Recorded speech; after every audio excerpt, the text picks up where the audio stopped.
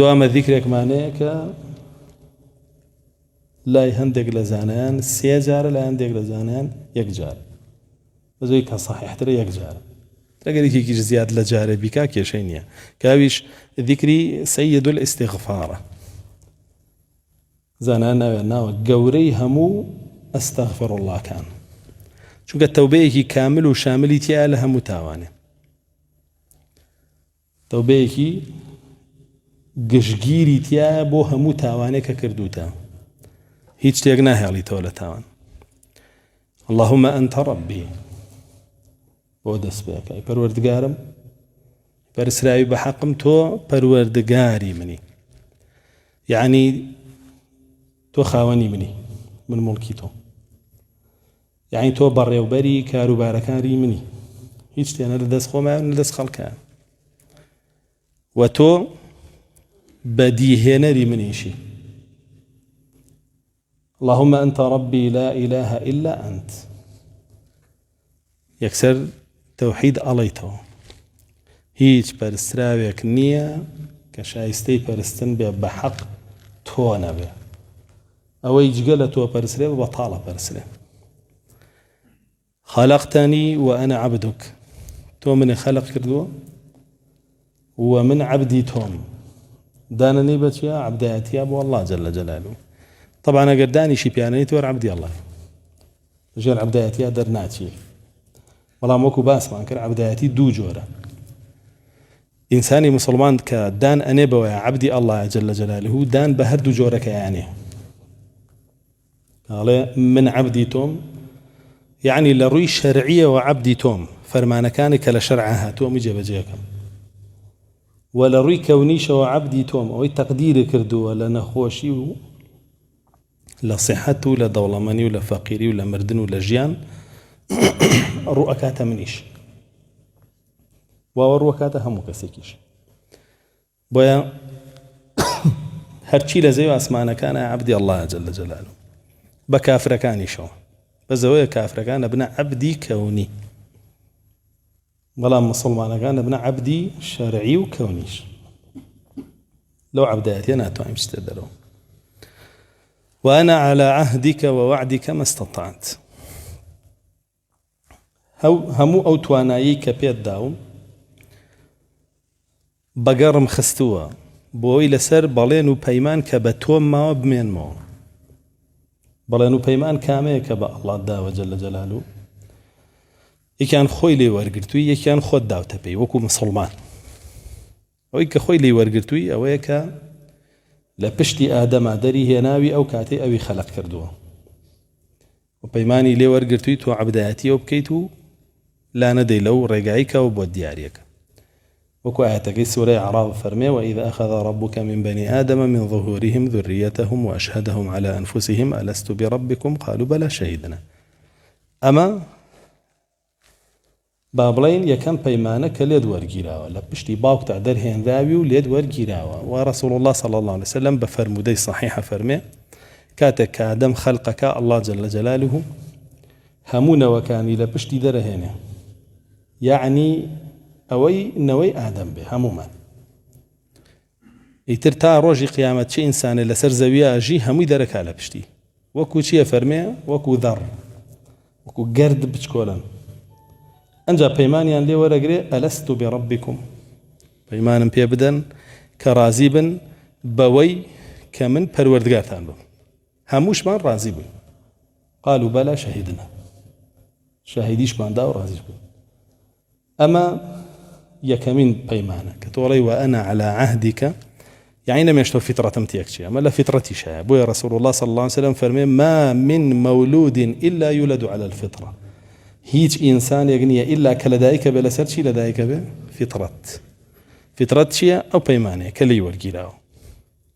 وأو أمانتك خراوة أستوشي لو كاتا أروكو شونا يجل آياتها وإن عرضنا الأمانة على السماوات والأرض والجبال فأبين أن يحملنها وأشفقنا منها وحملها الإنسان يما هالمان قلتوا أمان تمانا يتوانين بيماني دوميش بريتيا لكاتي هاتني بيغمبركت كبود تلقى القوم كاني بيشوبوا بن بو بيغمبركاني خو يعني إيمش بو رسول الله صلى الله عليه وسلم كوتما أشهد أن لا إله إلا الله وأشهد أن محمد رسول الله يعني يمن لسرو بيمانا ما بي أما ذكرت قالوي دانانا بتوحيد الله جل جلاله لهمان كاتا دانانا ببابندبون بو بيمانا شو ولهمان كاتشا دانانا بو تاوانانا كان جامد وأنا على عهدك ووعدك ما استطعت أبوء لك بنعمتك علي وأبوء بذنبي فاغفر لي فإنه لا يغفر الذنوب إلا أنت أي پروردگار دانا نيم بهمو نعمتانا كبسر منا رجان دوتا قولترين نعمت شي داني بيابني إسلامتي بويكا توبا مسلماني هاوتا تام دنيا وقولترين نعمت جاء قردان نني بو نعمتها وبواني تلا دان بني والله تقرب سر حيث شبو نامعني توبا قيامت أبي قولترين نعمت كداني بيابنيت وشانازي بيو بكيت وضل بي خوش بيتي إسلام قل بفضل الله وبرحمته فبذلك فليفرحوا وخلق قبله أو نعمتك بي وضل خوشك أبي كام بي فضل الله ورحمة الله يعني قرآن وسنة رسول الله صلى الله عليه وسلم أوش عيسى كتو ضل بي خوش بي بنعمتي بزاني جاب مسلماني أمره إسلامتي بنعمت نازاني بقرا بباريش يزاني بسر خويا نيوش قرص لسري روجو قرص لسري زكاة قرص لسري ذكر وأوراد قرص لسري قرآن خويا در قرص لسري فيربوني علم قرص لسري كوا بنعمت يزان اگر تو دينك بن رخترا لها مشتيك تو بقولترين نعمتي جيانت يزاني كوا هول دانت بوي كوا فيربون كوا سرخستني كوا بقر بارويك هول بويا براسي عين زور كس أوندي هوليا بو بارو يبي خوا يك بارو أونده هولينا بو إسلام عظيمة أونده هولينا بو إسلام جوري أونده هوليا بو باراستني هزاري أجل جرفانيا أونده هولينا بو باراستني دين نلنا وخويا نلنا ومالو مناليا نلنا وكومال جاه وبراسي أما خوي بو خوي اعترافك للأنا وكسوا بزماني حالي كإسلامتي بقولترين نعمتي جياني نازل يتل دواء وهم نعمتك أنيتر بتشوك لدواء إسلامتي نعمتي خواردنا نعمتي مالو منالا نعمتي جلو برقا نعمتي أو هواء نعمتي هرشي كتره هيتشي ناقا بإسلامتي باشان وأبوء بذنبي داني جانين بتاوانا كاني خوما طبعا دانان بتاوانا و پشیمان بوونەوە و ئازار چەشتنی دڵ لێی دواتریش بڕیاردان لەسەر ئەوەی کە ئیتر نزیکی ئەو تاوانە ناکەویتەوە و دواتریش داخستنی هەموو ڕێگا کە بەرەو تاوانەیە بە ئەمە هەمووی داغڵی ئەو لەفظە بێ تو ئەو کاتەدانە بە تاوانەکە تا ناوە کە یەکەم پەشیمان بیڵێ دووەم دڵێ ئێشی پێ بگا لەو تاوانەکە ئەنجامەیەوە چونکە ئەگەر دڵێ ئێشی پێی نەگا ئەچتەوە سەری گەر ئێش بە دڵێ نەگەشتە بێت لەو تاوانەکە ئەنجامە داوە ئەچتەوە سەری ئێستا تەوبەی خەڵکی زۆربەی بۆچی ئێشکێنێ ڕاهاتووە بە تاوانێک بۆچی ناتوانێ وازی لێ بێنێ